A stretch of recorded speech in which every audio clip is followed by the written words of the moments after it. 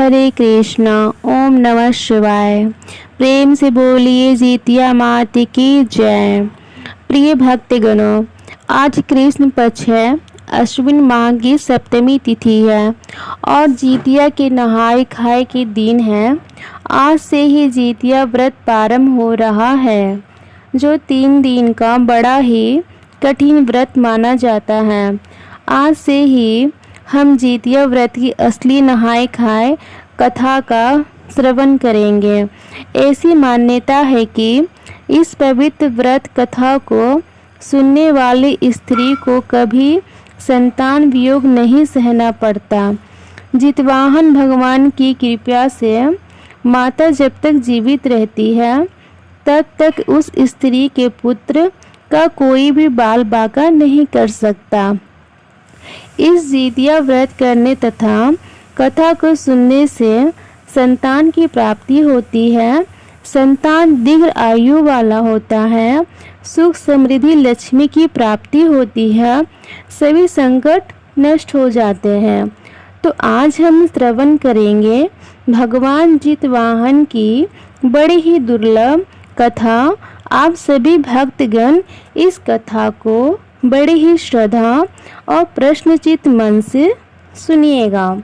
बहुत समय पहले की बात है, नैनीशल क्षेत्र में सहस्त्रों ऋषि मुनि बैठकर धर्म चर्चा कर रहे थे। ऋषियों और मुनियों के साथ ही अनेक देवता भी उस सभा में उपस्थित हुए थे। उस ऋषि मुनियों के मध्य सूत जी महाराज उसी प्रकार सुशोभित हो रहे थे जिस प्रकार से तारागणों के मध्य चंद्रमा सुशोभित होता है। इस धर्म चर्चा के बीच ही महर्षियों ने संसार के कल्याण हेतु हाथ जोड़कर सूत जी से कहा, महाराज, कलयुग में मनुष्यों की आयु और श्रद्धा दोनों ही काफी कम हो जाएगी। लोग अल्प आयु होंगे। महिलाओं की संतानें बचपन में ही मरने लग जाएंगे और माता पिता के जीवित रहते ही उनके पुत्र मर जाया करेंगे। एक ऋषि ने हाथ जोड़कर आगे कहा, महाराज, इस भीषण विपत्ति से बचने का कोई उपाय होगा। सूत जी बोले, आपने बहुत ही उत्तम प्रश्न पूछा है। कली काल में जब मनुष्यों की आयु कम होगी और श्रद्धा भक्ति उससे भी कम होगी, तब कली काल में माता पिता के सामने उनके छोटे छोटे बच्चों और जवान बूढ़ों का मरना एक समान हो जाएगा। उस समय जो भी माता नियम पूर्वक इस जीवित पुत्री का व्रत को करेंगी, उसके सभी पुत्र जीवित आयु तक जीवित रहेंगे। माता पिता के रहते हुए उनके पुत्र की मृत्यु नहीं होगी।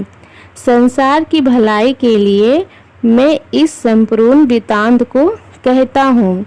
सूत जी ने कहा, जब द्वापर युग का अंत होकर कलयुग प्रारंभ हो रहा था, उस काल में अपने अपने पुत्रों के मृत्यु से दुखी बहुत सी शोकाकुल स्त्री आपस में सलाह की और सभी मिलकर महर्षि गौतम जी के पास गए।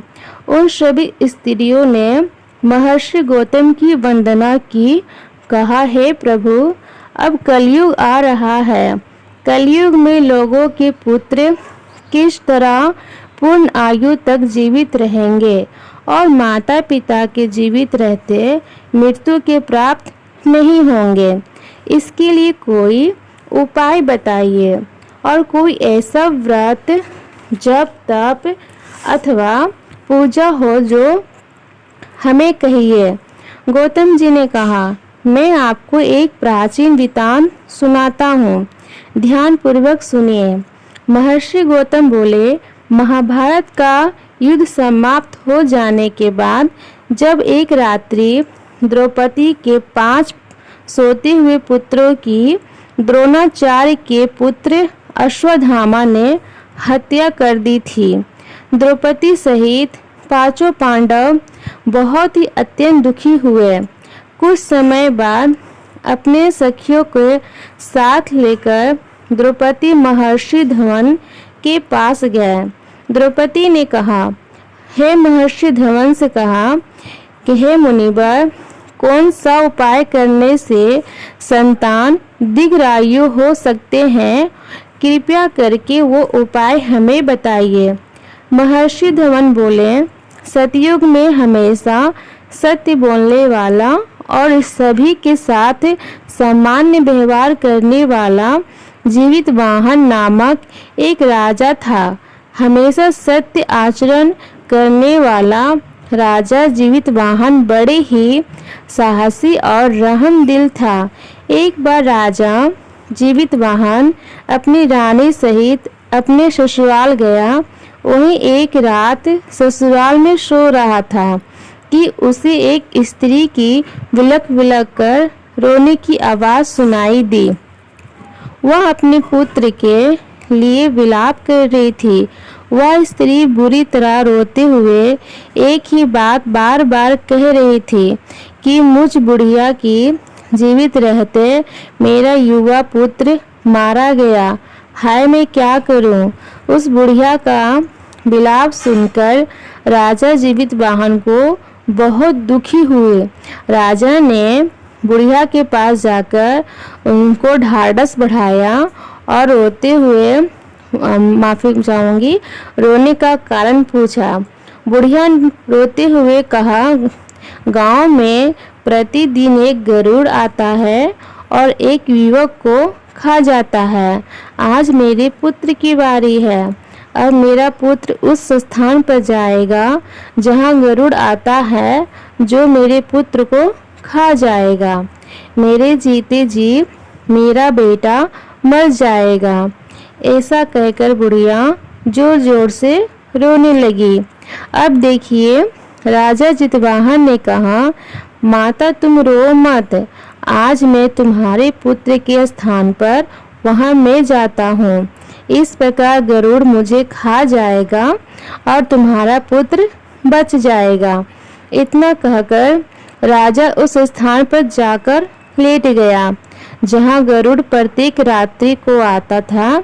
तब समय पर पक्षी राजा गरुड़ आया और अपने चोंच से नोच नोच कर उनका मांस खाने लगा।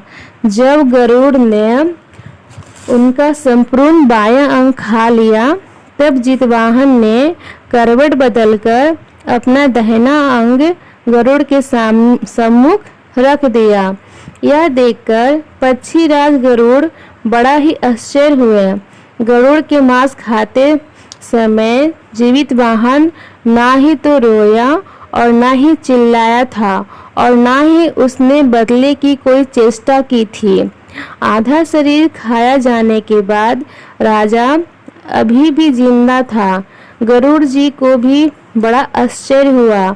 गरुड़ जी सोचने लगे, ये आदमी कोई साधारण मनुष्य नहीं है, या कोई देवता है या तो कोई महान ऋषि होना चाहिए। गरुड़ जी ने राजा से पूछा, तुम मनुष्य तो नहीं जान पड़ते, क्या कोई देवता हो? तुम कौन हो? अपना नाम और निवास स्थान बतलाओ। पीड़ा से व्याकुल राजा जीतवाहन ने कहा, पक्षीराज, आपके ये प्रश्न व्यर्थ हैं। आप अपने इच्छा अनुसार मेरा मांस खाइए और अपनी भूख मिटाइए। यह सुनकर गरुड़ जी को और भी अधिक आश्चर्य हुआ। गरुड़ जी ने अपने चमत्कार से राजा का शरीर पूरी तरह से ठीक कर दिया। अब जीतवाहन पहले से भी अधिक स्वस्थ और सुंदर युवक बन गए थे। अब गरुड़ जी ने आदर पूर्वक उनका परिचय एक बार फिर पूछा। राजा जीतवाहन बोले, हे गरुड़देव, मेरा नाम जीतवाहन है। मेरे पिता का नाम शलिवाहन है और माता का नाम महारानी सौम्या है। हम सूर्यवंशी क्षेत्र हैं, माफी चाहूंगी, हम सूर्यवंशी क्षत्रिय हैं। यह सुनकर गरुड़ ने कहा, हे राजन, मैं तुम्हारी दयाता और त्याग की भावना देखकर बहुत प्रसन्न हुआ। तुम मुझसे कोई भी मनचाहा वरदान मांग लो। राजा ने कहा, हे पक्षीराज, आप मुझे कोई वरदान देना चाहते हैं तो एक वरदान दीजिए कि आपने अभी तक जितने भी मनुष्यों को खाया है वो जीवित हो जाए। अब आगे से आप यहाँ किसी को भी ना खाएं।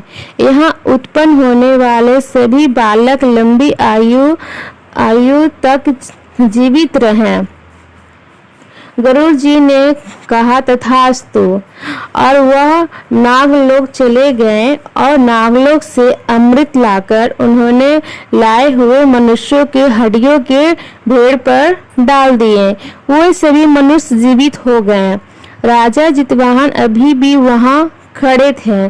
गरुड़ जी ने राजा से कहा, मैं आज संसार के कल्याण हेतु एक वरदान दे रहा हूँ। आज अश्विन माह के कृष्ण पक्ष की अष्टमी है। यह अष्टमी सप्तमी रहित तक अत्यंत सुख हो। आज तुमने यहाँ की प्रज्ञा को जीवन दान दिया है। मेरे द्वारा खाए गए हजारों मनुष्यों को पुनर्जीवित कराया है। आज से ही यह तिथि अत्यंत पवित्र और धर्म भाव से युक्त हो गई है। मैं यह अपने तीनों लोग जहां द्वारा पूजित भवानी दुर्गा जी से लाया हूँ।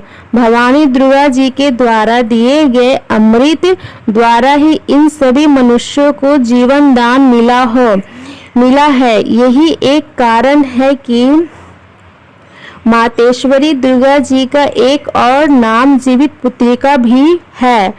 गरुड़ जी ने आगे कहा, राजा, आज के बाद इस तिथि को जो स्त्रियां जीवित पुत्रिका माता के रूप में दुर्गा जी तथा कुशा नामक घास से तुम्हारी आकृति बनाकर दुर्गा जी के साथ साथ तुम्हारी भी पूजा करेंगे, उसका सौभाग्य और वंश निरंतर बढ़ता रहेगा।